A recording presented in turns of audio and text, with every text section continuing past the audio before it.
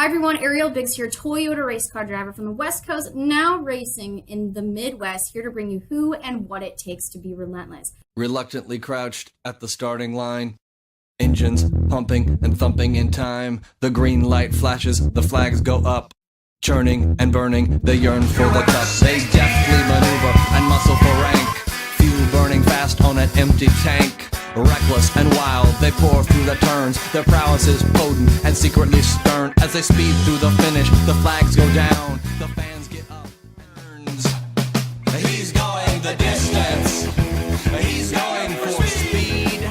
I'm here with a super impressive girl in high school. I just came and spoke at her Girl to Girl event yesterday, where they had 8th grade and 12th grade, basically a mentoring program that she started, what was it, 2 years ago? Junior year, so last year actually was the first program. Just incredible. Can you tell us a little bit about that program? Girl to Girl is a mentoring program that takes place between the 8th grade girls at our local middle school, Ranchos Middle School, and the junior girls here at our high school, Liberty. I applied for and was granted a $2,500 grant. Last year was the first year I applied. I also applied this year and was granted again in order to build this program from the ground up. And in order to achieve, three goals. The first is to obviously build some friendships between the incoming seniors and the freshman girls at Liberty. Also, we want to encourage the girls to lead, so we expose them to different leadership opportunities in the Girl to Girl program. And lastly, to expose them to career opportunities, as shown through all of the speakers that come and speak to the girls, is to talk about their experience through high school, college, and now in their careers.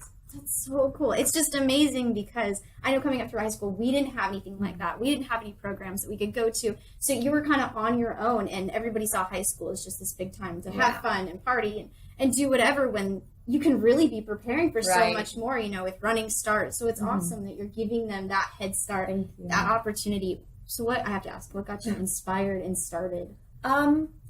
My sophomore year, I applied to be what's called an AmPower Fellow. It's through a national organization called AmPowers. It partners with Ann Inc., so Ann Taylor and Loft, the clothing company, and with a nonprofit organization actually started by Hillary Clinton called Vital Voices, who recognizes women leaders throughout the world.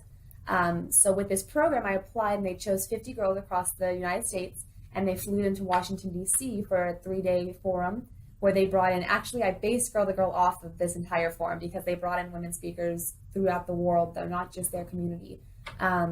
So we had mentors from Cameroon, in Africa, and we had Guatemala and Mexico and India, all of these different countries in all the corners of the globe were recognized and brought to speak to us about leadership and women empowerment. So that's how I based Girl to Girl off of that especially. That's amazing. So I know you've done more. I mean, even before this, I heard of you working in your community. I think it was one of the other boys that I knew that went to the school that got me connected with you. He said that you were doing stuff for, I believe it was like a Christmas run for kids' toys. Actually, that was last year for the toy drive. It was through our leadership, our ASB leadership team. I was junior class vice president as well as the ASB community service commissioner.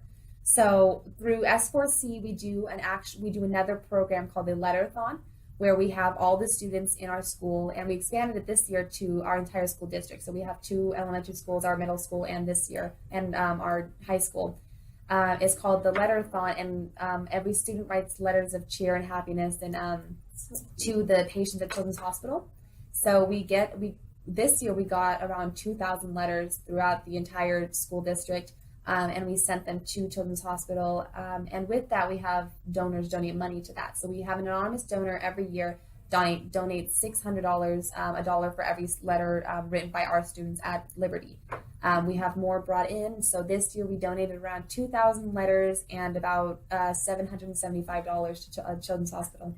That is so cool. That's just a ton of knowledge, because you think about usually high school, you're barely thinking about going into college, and you're setting up these huge programs and very knowledgeable about them. I mean, it's like talking to somebody who's already been there, done that. You've already gone through half of your college. So that's so cool. Did your mom get you started in these things? Were you looking at stuff in middle school? No, actually. 8th grade, when I graduated 8th grade, I won an award called the Hope of America from our local Kiwanis Club. and I got like a $50 check with it. And, of course, my first reaction was like, let's go shopping. And, Forever 21, when that was all a big deal to me. But my mom was the one who actually told me to do something different with the money. And that's how S4C was started. We started with $50 and a lot of paperwork to actually get the club started. And the first year was a lot of up and running things. And then sophomore year was when we started the letterathon, and that progressed. And then Girl the Girl came junior year. And we started doing more projects. But my mom has been a really big factor in all of this. She was the one who, her colleague's daughter did Ann Powers. So she was one of the 50 girls, 2013, the year before me, to get to go to DC. So she got me started with that. So I applied kind of with the knowledge of what she told me. So that's how kind of Girl the Girl was all started. That's cool. That just got you right in there. And yeah. That's awesome. So what do you think is your biggest challenge? Because I know every time you try to go above and beyond, you try to take that extra ladder, that there's always big challenges you face, especially when you're coming in with, you have a little bit of knowledge, you might have one mentor, but you pretty much started from, a blank slate. Fortunately with Liberty, it's such a small community that everyone's kind of pushing you to go farther. And I can't say that that's how the rest of the schools. I've switched schools throughout my childhood. So, and some schools are bigger, some schools are smaller. And I think it's great that because Liberty is so small, all the teachers, all the staff members were pushing me from freshman year up to now, helping me get S4C going. I'm still in contact with all of the leaders from Ann Powers, and they're still helping me with Girl the Girl. So I'm not completely alone in all of this, and I've actually had the same group of kids on S4C's board of leaders throughout the 4 years. So we've all been doing this together over the course of these 4 years. And so I guess the biggest challenge would be last year when Girl the Girl started, we had a huge scandal in our school board where some people were being fired and some people were resigning, and there was kind of a big deal with our school board and our school. And we had a school board member come and talk to our students. And one of the biggest challenges was actually some kids that weren't actually in the program, actually my grade too. So the first juniors who were allowed to be in the program, some who were not in the program, but who were invited to, came and talked to me and kind of accused and criticized the program for siding with one side of the scandal between the school board and the school, and also being called feminists in a derogatory sense, when they would say we would like degrade men or choose one side or push feminism a little too far, which is not at all what Girl the Girl does, obviously. And I assume that that's just what she said because she wasn't in the program at all. So I guess the biggest challenge was overcoming what other kids would say who weren't in the program. Of course, through Girl the Girl, we incorporated other factors that would dispute those criticisms without telling the participants, obviously. But I guess the biggest challenge would have been the criticizing. That's hard to overcome. Yeah. I know that as a driver, we get a lot of those letters. I think it was my first month when I moved down here. I got a long letter that said, you shouldn't be here. You need to stop. A personal email. You need to stop racing. You're terrible.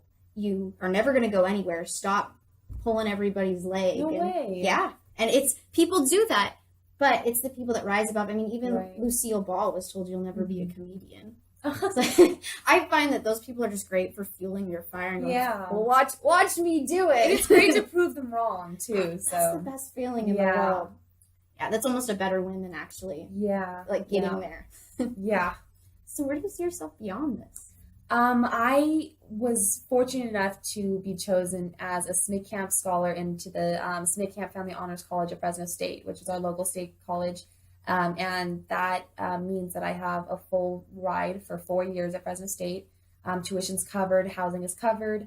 And they work so hard, their individual college, to push you to exactly where you want to go. So for me, I want to go into med school.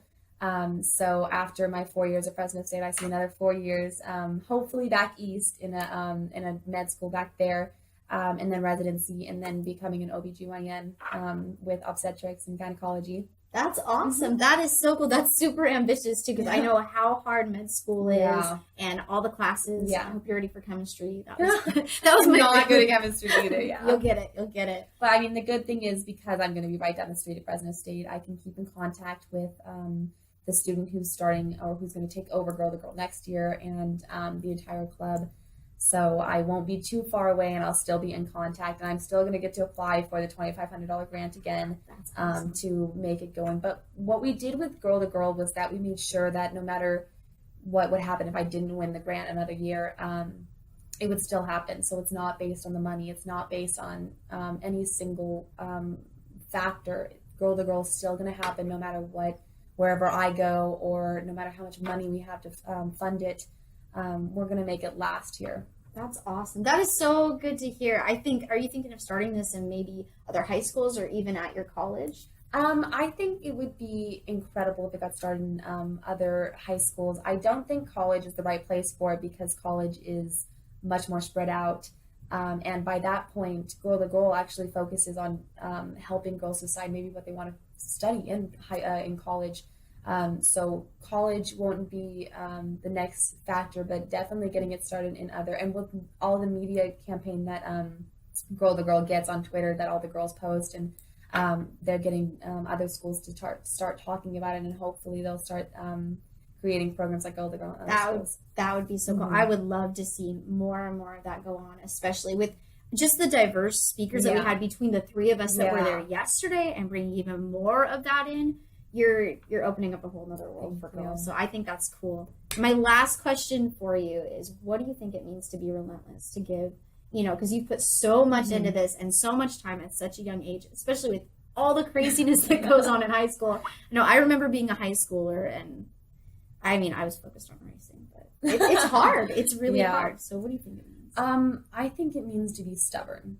I think to be relentless, you have to forget what anybody else says. If there's any, people who are trying to bring you down, because you are going to get those emails, you are going to get that criticism with being relentless. But with being relentless and stubborn is that you have this huge goal in mind, and you're not going to stop, and you're not going to let anybody push you down, but you're going to keep going until you finally reach that goal.